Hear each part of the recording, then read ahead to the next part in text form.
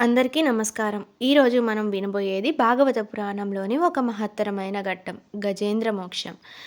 అది వినబోయే ముందు కొత్తగా మన ఛానల్‌ని ఎవరైనా చూస్తున్నట్లయితే సబ్స్క్రైబ్ చేసుకోవడం అస్సలు మర్చిపోవద్దండి. సబ్స్క్రైబ్ చేసుకొని పక్కనే వచ్చే బెల్ ఐకాన్‌ని క్లిక్ చేయడం వల్ల నేను పెట్టే ప్రతి ఒక్క ఆధ్యాత్మిక కథ అనేది మీ వరకు అందుతుంది. గజేంద్రుడు అనే బలమైన ఏనుగు ఒక సరస్సులో స్నానం చేస్తూ ఉండగా ఒక భయంకరమైన మొసలి అతని కాళ్ళను గట్టిగా పట్టుకుంది. ఏనుగు తన శక్తినంతా ఉపయోగించి బయటపడాలని ప్రయత్నించినా క్రమంగా బలహీనమయ్యాడు. ఆ మహావిష్ణువుని ఆర్తిగా పిలిచాడు. అయితే అప్పుడు స్వామి వచ్చి గజేంద్రుడికి విముక్తి చేసి ఎట్లా మోక్షాన్ని ప్రసాదించాడు అనేది మనం ఈ కథ ద్వారా తెలుసుకుంటాము. మహాభాగ్యమైన వినినంత మాత్రాన పాప విమోచనం కలిగించే గజేంద్ర మోక్షం కథ. ఈ కథ భగవంతుని కరుణ, భక్తుడి ఆర్తనాదం, నిజమైన శరణాగతి గురించి మనకు తెలియచేస్తుంది. ఈ కథ శ్రీమద్ భాగవత పురాణంలోని అష్టమ స్కందంలో నుంచి తీసుకోబడింది. ఒకప్పుడు పాండ్య దేశంలో ఇంద్రద్యుమ్నుడు అనే రాజు ఉండేవాడు. అతడు విష్ణు భక్తుడు. కానీ రాజపాలనను నిర్లక్ష్యం చేసి యోగ మార్గంలో నిమగ్నమయ్యేవాడు. ఒకసారి అతను ఆశ్రమంలో ధ్యానంలో ఉండగా అగస్త్య మహర్షి అక్కడికి వచ్చారు. రాజు మహర్షిని సక్రమంగా ఆతిథ్యం ఇవ్వలేదు. కోపం వచ్చిన అగస్త్యుడు, రాజా, నువ్వు మహా అహంకారంతో ఉన్నావు. మృగజన్మాని అనుభవించి వినమ్రత నేర్చుకుంటావు అని శపించారు. ఆ శాప ఫలంగా ఇంద్రద్యుమ్నుడు తర్వాత జన్మలో గజరాజుగా జన్మించాడు. అయితే గజరాజు గజేంద్రుడు సహస్రాది పర్వత సమీపంలో ఒక సరోవరంలో తన గజసేనతో కలిసి నివసించేవాడు. అతను అతి శక్తివంతుడు, గర్విష్ఠుడు, అహంకారం కలిగినవాడు. అయితే ఒకరోజు ఉష్ణతాపంతో అలసిపోయి తన కుటుంబంతో కలిసి గజేంద్రుడు ఆ సరోవరంలోకి దిగాడు. నీటిలో విహరించుకుంటూ ఉండగా అకస్మాత్తుగా ఒక భయంకరమైన ముసలి అతని కాలిని పట్టుకునింది. ఆరంభంలో గజేంద్రుడు తన శక్తితో బయటపడాలని యత్నించాడు. గంటల తరబడి ఆ పోరాటం కొనసాగింది. గజేంద్రుని బలం తగ్గిపోతూ వచ్చింది. ఆ మొసలి మాత్రం నీటిలో ఉండడంతో మరింత బలపడింది.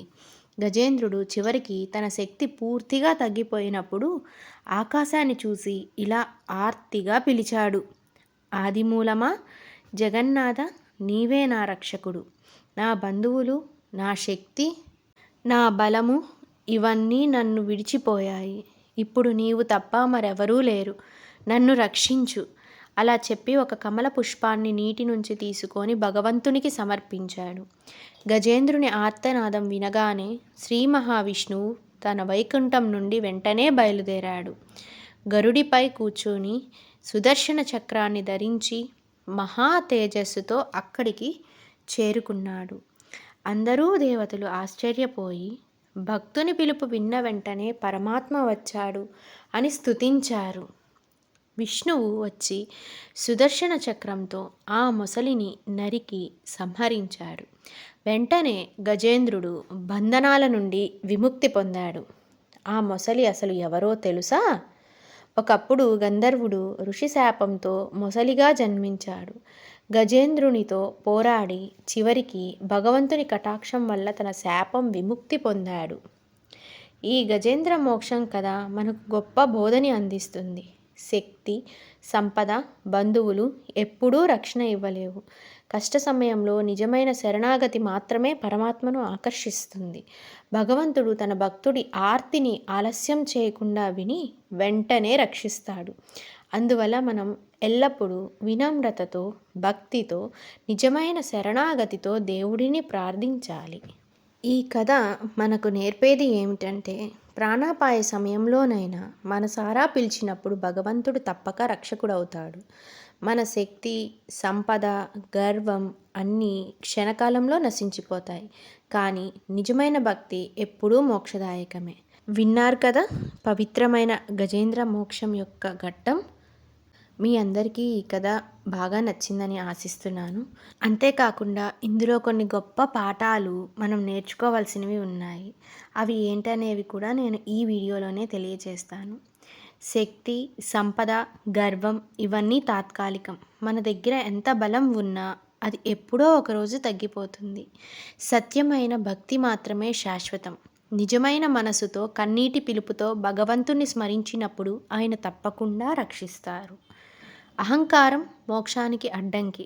గజేంద్రుడు తన గర్వాన్ని వదిలి సంపూర్ణ సమర్పణతో పిలిచినప్పుడు మాత్రమే విష్ణు ప్రత్యక్షమయ్యారు.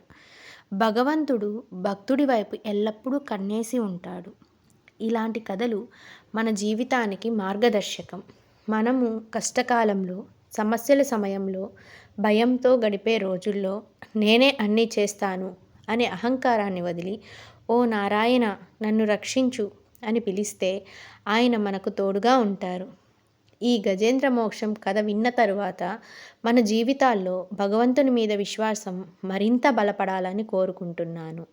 ఇప్పుడు మీరు చేయవలసినది చాలా సరళమైనది. ఈ వీడియో నచ్చిందనుకుంటే మీరు ఒక లైక్ చేయండి. మీ స్నేహితులు, కుటుంబ సభ్యులతో ఈ దివ్య కథని షేర్ చేయండి. ఇంకా మా ఛానల్కి సబ్స్క్రైబ్ చేయని వారు వెంటనే సబ్స్క్రైబ్ చేయండి. భక్తి కథలు కానివ్వండి, పురాణ కథలు కానివ్వండి, ఆధ్యాత్మిక కథలు కానివ్వండి, జ్ఞానం నిరంతరం అందాలంటే బెల్ ఐకాన్ని నొక్కండి. మేము మీకోసం మరెన్నో మహత్తరమైన కథలను, పురాణ ఘట్టాలను, భక్తి గీతాలను తీసుకురాబోతున్నాము. ప్రతి కథ మన హృదయాన్ని పవిత్రం చేస్తుంది, మన ఆత్మను శాంతితో నింపుతుంది. ఒకసారి ఆలోచించండి. గజేంద్రుడు లాంటి ఏనుగు తన శక్తిని వదిలి సమర్పణతో భగవంతుణ్ణి పిలిచాడు. మనము ప్రతిరోజు ఉదయం, సాయంత్రం ఆయన పేరును జపిస్తే మన జీవితంలో ఎన్నో సమస్యలు స్వయంగా తొలగిపోతాయి. భక్తితో పిలిచిన హృదయాన్ని భగవంతుడు ఎప్పుడూ ఖాళీగా విడిచిపెట్టడు. తదుపరి వీడియోలో మరో పవిత్రమైన పురాణ ఘట్టం మీ ముందుకు తీసుకొస్తాం. అప్పటి వరకు భగవంతుని స్మరించండి, భక్తిలో నిలిచిపోండి, ధర్మ మార్గంలో ముందుకు సాగండి. జై శ్రీమన్నారాయణ, జై శ్రీకృష్ణ, జై శ్రీరామ. ధన్యవాదాలు.